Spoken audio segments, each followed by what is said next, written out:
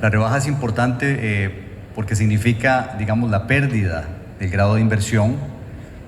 Y quisiera hacerte tres preguntas en una. La primera es que nos expliques, o le expliques a la audiencia por qué Fitch tomó esa decisión. Esa es una parte de la pregunta. La segunda parte de la pregunta tiene que ver con algo que creo que has escuchado muchas veces y a nosotros nos lo están preguntando todavía en días recientes, es ¿por qué lo hizo justo antes de las elecciones? Que creo que ese es un tema que ha saltado bastante luego de la acción de calificación. Y finalmente, ¿qué piensas del nuevo gobierno, del gobierno recientemente en posesión en Panamá? Entonces son como tres preguntas en una, Todd. A ver si nos ayudas a desarrollarlas. Gracias. Claro, voy a comenzar con la segunda pregunta, por qué lo hicimos cuando lo hicimos. Después lo voy a explicar por qué lo hicimos y termino con nuestra visión inicial del nuevo gobierno. ¿Por qué lo hicimos antes de las elecciones?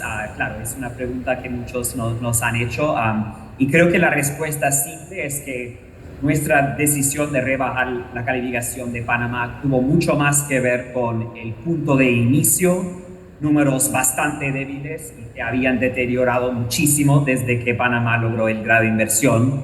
Tuvo mucho más que ver con el punto de inicio de que cualquier expectativa de un resultado electoral negativo o una falta de capacidad de un nuevo gobierno de hacer medidas correctivas.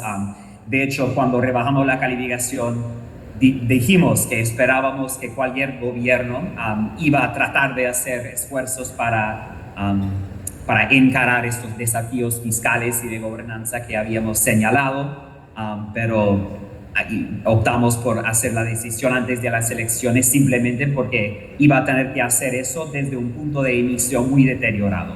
Así que para nosotros tuvo más sentido reflejar esas malas noticias sobre el punto de inicio antes de las elecciones en vez de después, durante las medidas correctivas. Así que, ¿qué es ese punto de inicio débil? Porque rebajamos la calificación. Dos factores claves: finanzas públicas y gobernanza. Finanzas públicas, cabe señalar que Panamá tiene un gran problema fiscal y no solo tiene que ver con la pandemia. Cabe resaltar que tuvimos una perspectiva negativa en la calificación de Panamá antes de la pandemia por todos los desafíos fiscales que emergieron más que todo en 2019. Eso nos llevó a revisar la perspectiva negativa antes de la pandemia y la pandemia fue un shock inmenso para la economía y para las finanzas públicas. Así que desde que Panamá logró grado de inversión, la deuda PIB ha aumentado muchísimo y los déficits son bastante altos. Y dentro del déficit hay grandes desafíos. Hay mucha presión en el gasto. Los intereses han subido, hay mucha presión para gasto social, hubo una ley para aumentar el gasto de educación, hay rigidez en el gasto de capital por los proyectos llave en mano, pero más importante aún, como parte del desafío fiscal, es el tema de los ingresos. Los ingresos año tras año han crecido mucho menos que el PIB nominal. Hay un gran problema en la recaudación tributaria en Panamá que para nosotros se explica en buena medida es el problema fiscal. Así que todo eso, junto con una pandemia, llevó a un fuerte salto en la deuda PIB y más aún un fuerte salto en el ratio de intereses sobre ingresos.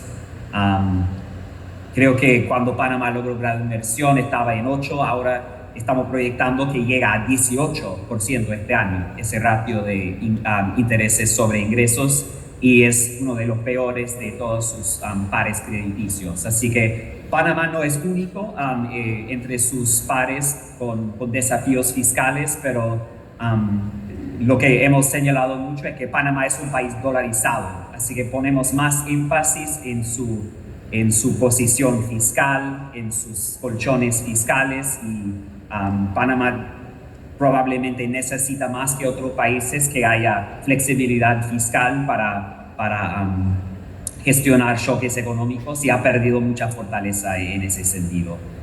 El otro factor fue la gobernanza.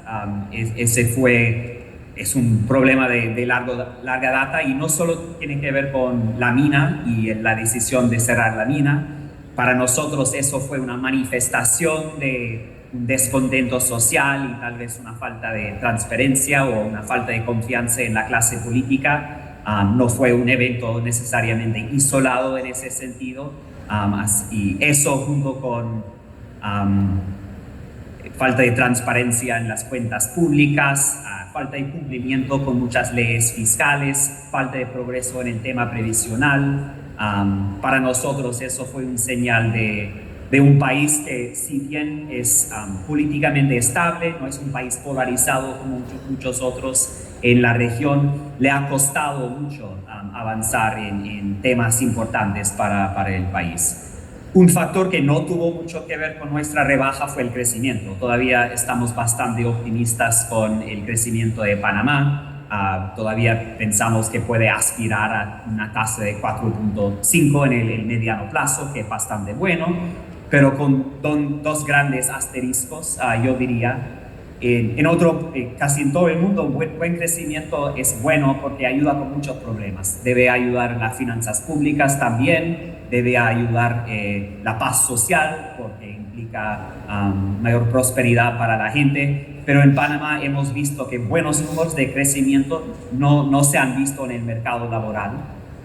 Todavía Panamá demoró mucho para recuperar los trabajos perdidos durante la pandemia y muchos de esos trabajos fueron en el sector público y son informales, así que eso es un gran desafío y además esos buenos números de crecimiento no parecen haber conllevado a muy buenas noticias para las arcas públicas, como dije antes, la recaudación fiscal tributaria en Panamá ha sido bastante anémico a pesar de esa fortaleza en el PIB. Así que esos son los factores detrás de nuestra decisión. ¿Qué pensamos sobre el nuevo gobierno? No podemos decir mucho porque este gobierno recién tomó oficina, su posesión y tenemos que hacer una visita y tener muchas conversaciones, pero hasta ahora valoramos su intención, valoramos el hecho de que sus prioridades son encarar exactamente los desafíos que llevaron a nuestra rebaja. Valoramos su intención de transparentar muchos temas, más que todo el estado de las finanzas públicas, como ya ha hecho con este tema de los atrasos al sector privado. Sin embargo, no tenemos muchas medidas concretas hasta ahora, ni planes para el futuro, así que estamos esperando que en los próximos meses van a entregar eso. Si bien hubo un anuncio de un recorte de 1.4 mil millones de dólares en el gasto, no tenemos de todo claro exactamente qué es, cuáles ministerios van a sufrir esos recortes. En Panamá hay una diferencia entre un recorte presupuestario y un recorte en el gasto, porque no es un presupuesto que se ejecuta en el 100%, así que todavía no estamos muy claros sobre el plan fiscal para este año y creo que solo en un par de meses con el presupuesto en el plan fiscal tendremos una mejor idea sobre el plan fiscal para los próximos años.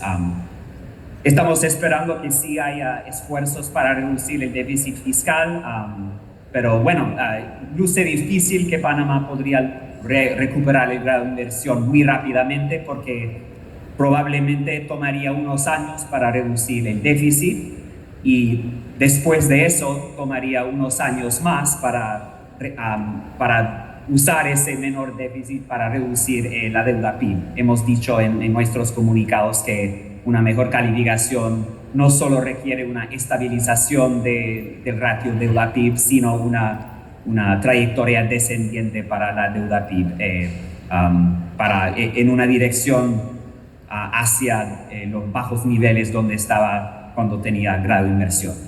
Así que eso es lo que puedo decir por ahora, pero estaremos haciendo una revisión eventualmente y con muchas más conversaciones con el gobierno y el sector privado.